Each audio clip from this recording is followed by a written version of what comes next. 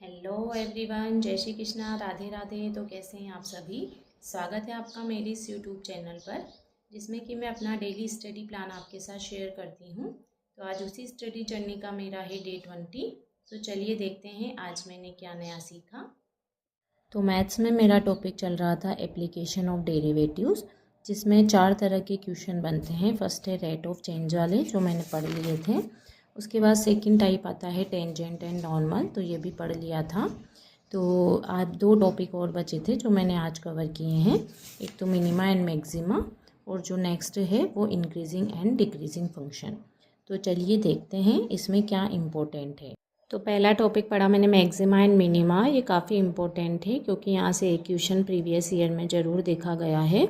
तो मैक्सिमा और मिनिमा निकालने के लिए सबसे पहले हमें एफ डैश एक्स निकालना पड़ेगा, मतलब फंक्शन का वन टाइम डिफरेंशिएशन करना पड़ेगा।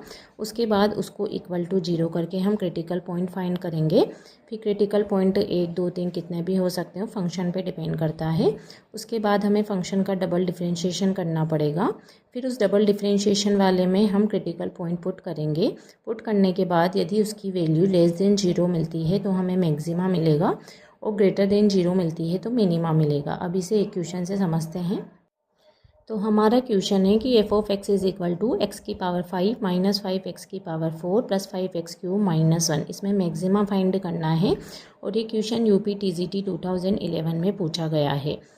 तो देखें किस प्रकार करेंगे। तो सबसे पहले हमने ऊपर देखा मेथड कि सबसे पहले हम एफ डैश एक्स फाइंड करेंगे। तो इसका वन टाइम डिफरेंशिएशन करेंगे तो हमें मिलेगा एक्स की पावर 5 का हो जाएगा 5 एक्स की पावर 4 माइनस एक्स की पावर 4 का हो जाएगा 4, तो ये हो जाएगा 5 4 जा 20 एक्स क्यूब, प्लस ये हो जाएगा एक्स की पावर 3 का 3 एक्स स्क्वायर होएगा तो 5 3 जा 15 एक्स स्क्वायर। 1 जो है वो कांस्टेंट है, उसका डिफरेंशिएशन 0 होगा। फिर हम सेकंड में देखो, सेकंड में हमें उसको 0 के इक्वल करना है। तो एफ डैश एक्स को 0 के इक्वल करेंगे। यहाँ से 5 एक्स स्क्वायर कॉमन आ रहा है तो हमने कॉमन ले लिया। उसके बाद में जो अंदर है वो क्या बन गई, क्वाड्रेटिक इक्वेशन बन गई। इसको जब हम सोल्व करेंगे तो यहाँ से इसके क्रिटिकल पॉइंट मिलेंगे हमें। तो 3 क्रिटिकल पॉइंट हुए, यहाँ से 1, यहाँ से 3 और यहाँ से मिल गया 0। अब हमें तीनों पे चेक करना होगा, तो लेकिन उसके लिए हमें पहले डबल डिफरेंशिएशन करना पड़ेगा। तो डबल डिफरेंशिएशन किया तो यहाँ से मिल जाएगा हमें 4 का हो जाएगा एक्स की पावर 4 का 4 एक्स क्यूब, तो ये हो जाएगा 5 4 जा 20 एक्स क्यूब। एक्स क्यूब का हो जाएगा 3 एक्स स्क्वायर, तो यहाँ हो जाएगा 60 एक्स स्क्वायर, और एक्स स्क्वायर का हो जाएगा 2 एक्स, तो 15 2 जा 30 एक्स। अब जी क्रिटिकल पॉइंट हम इसमें रखकर चेक करेंगे। तो सबसे पहले 1 को चेक करते हैं। तो जब हमने 1 इसमें रखा डबल डिफरेंशिएशन में, तो हमें जो वैल्यू आंसर मिला era 20, एक्स की जगह 1 का क्यूब, यहाँ एक्स स्क्वायर था 1 का स्क्वायर, एक्स की जगह 1, तो यहाँ हमें आंसर मिला -10, जो कि क्या है, लेस 0 है। तो इसमें उल्टा होता है, लेस 0 होता है तो मैक्सिमा मिलता है। तो उसके बाद हमें वैसे तो यही आंसर मिल गया एक्स इज इक्वल टू 1, लेकिन हम जो बाकी 2 पॉइंट पे भी चेक करेंगे। उसके बाद हम एक्स इक्वल टू 3 पर चेक करेंगे। तो अब डबल डैश 3 हम निकालेंगे तो यहाँ से हमें मिला आंसर 90, जो कि ग्रेटर 0 है, मतलब ये मिनिमा है। इसे लोकल मिनिमा लोकल मैक्सिमा भी बोलते हैं। और जब हमने तीसरा पॉइंट 0 पुट किया तो आंसर आ गया 0, मतलब इस पर टेस्ट फेल हो जाएगा। यहाँ ना मैक्सिमा होगा ना ही मिनिमा होगा हो जाएगा, और इसे बोला जाएगा पॉइंट ऑफ इन्फ्लेशन। अब एक और क्वेश्चन देखते हैं। F of X is equal to log of X upon X है। यहाँ पे हमें मैक्सिमा नहीं निकालना, मैक्सिमम वैल्यू निकालनी है। तो उसके लिए भी सबसे पहले हमें एफ डैश एक्स निकालना पड़ेगा। अब ये u अपॉन वी टाइप का फंक्शन है, तो इसको कैसे करते हैं कि वी स्क्वायर, फिर v को रोको u का डिफरेंशिएशन माइनस u को रोको v का। तो इसी प्रकार x को रोका, log x का करा 1 upon x, minus log x को रोका, x का करेंगे 1, तो ये मिल जाएगा 1 minus log of x upon x square. फिर उसके बाद एफ डैश एक्स को 0 करेंगे तो यहाँ से ये तो 0 में चल जाएगा, 1 माइनस log x आ गया 0, तो यहाँ से log x मिल जाएगा हमको 1। अब हम जानते हैं कि यहाँ पे log e का मान 1 होता है, बेस और जो ये है वो दोनों एक हो। तो यहाँ पे x की वैल्यू आ जाएगी 1, मतलब क्रिटिकल पॉइंट हमको मिल गया e। तो यहाँ पे एक ही पॉइंट मिल रहा है, मतलब यही मैक्सिमा का पॉइंट होगा, क्योंकि मैक्सिमा है तभी उसने मैक्सिमम वैल्यू पूछी है। तो फिर हमें क्या करना है, डायरेक्ट इसी वैल्यू को फंक्शन में रख देंगे तो हमें मैक्सिमम वैल्यू मिल जाएगी। इसके लिए हमें डबल डिफरेंशिएशन की ज़रूरत नहीं है, चाहे तो कर सकते हैं। बाकी वो यहीं से हमें पता लग रहा है कि इसी वैल्यू पे मिल रहा है, तो हम इसे डायरेक्ट पुट कर देंगे। तो मैक्सिमम वैल्यू जो हो जाएगी वो हो जाएगी log ऑफ एक्स था, एक्स की जगह e पुट किया अपॉन e, log e का मान हो जाएगा 1, तो इसका आंसर आ जाएगा 1 अपॉन e। और ये क्वेश्चन भी है वो यूपी टीजीटी और जीआईएस लेक्चर में पूछा हुआ है। जो नेक्स्ट टॉपिक मैंने पढ़ा वो है इंक्रीजिंग एंड डिक्रीजिंग फंक्शन। इसका क्या मेथड रहता है, इसके लिए भी एफ डैश एक्स निकालना पड़ता है। लेकिन अगर स्ट्रिक्टली इंक्रीजिंग होगा, मतलब फंक्शन लगातार बढ़ रहा है, तो एफ डैश एक्स जो है वो ग्रेटर 0 होगा। अगर यहाँ पे इक्वल भी आ जाता है तो केवल वो इंक्रीजिंग होगा, स्ट्रिक्टली इंक्रीजिंग नहीं होगा।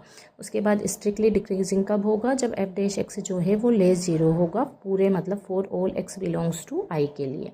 अब इस इक्वेशन एक और इम्पोर्टेंट फैक्ट है इसका कि एफ एक्स और जी एक्स अगर दोनों ही इंक्रीजिंग फंक्शन है तो उनका प्लस भी इंक्रीजिंग फंक्शन होगा और उनका जो डॉट है वो भी इंक्रीजिंग फंक्शन होगा। अब इक्वेशन से देखते हैं कि एफ ऑफ एक्स है 2x³ minus 15x² plus 36x plus 1 is strictly decreasing. इसने पूछा है कि कहाँ पे होगा स्ट्रिक्टली डिक्रीजिंग, तो हमें जो है वो इंटरवल बताना है इसमें कि किस इंटरवल में स्ट्रिक्टली डिक्रीजिंग होगा। तो इसके लिए हमें एफ डैश एक्स निकालेंगे। तो एफ डैश एक्स आया 6x² माइनस 30x प्लस 36। अब स्ट्रिक्टली डिक्रीजिंग कब होता है, जब लेस 0 होता है, तो इसको लेस 0 रखा। तो यहाँ से जब इसके हम 6 कॉमन लेके इधर भेज देंगे 0 में, तो ये मिल गया x² minus 5x plus 6 less than 0। तो यहाँ से जब हम इसके फैक्टर करेंगे तो ये हो जाएगा x-2 और x-3 लेस देन 0। अब इस टाइप में हम वेवी कर्व मेथड से सोल्व करते हैं। उसके लिए क्या कंडीशन होती है कि सबसे पहले हमें तो यहाँ पे रूट निकालेंगे। रूट निकाल लिए हमने इसके, तो मिला हमें 2 और 3, तो एक लाइन खींचेंगे, उस पर 2 और 3 पुट किया। अब उसके बाद सबसे पहले राइट की तरफ से प्लस लगाते हैं, उसके बाद में हमें साइन चेंज करने होते हैं। अगर यहाँ पे जो इवन फंक्शन होता है, मतलब पावर के ऊपर देखते हैं, अगर पावर इवन होती है तो फिर साइन चेंज नहीं होता है, और पावर ओड होती है तो साइन चेंज होता है। अभी हम देख रहे हैं इस पे 3 पे, तो यहाँ पे पावर कुछ भी नहीं है, मतलब 1 है, ओड है, तो यहाँ पे साइन चेंज हुआ माइनस। उसके बाद 2 पे देखेंगे तो 2 पे भी पावर ओड है, तो यहाँ पे भी साइन चेंज हो गया, फिर प्लस। लेकिन लास्ट सबसे राइट में प्लस से स्टार्ट करना है। अब इसमें देखो, मतलब यहाँ पे फंक्शन जो है वो इंक्रीजिंग होगा, यहाँ पे डिक्रीजिंग होगा।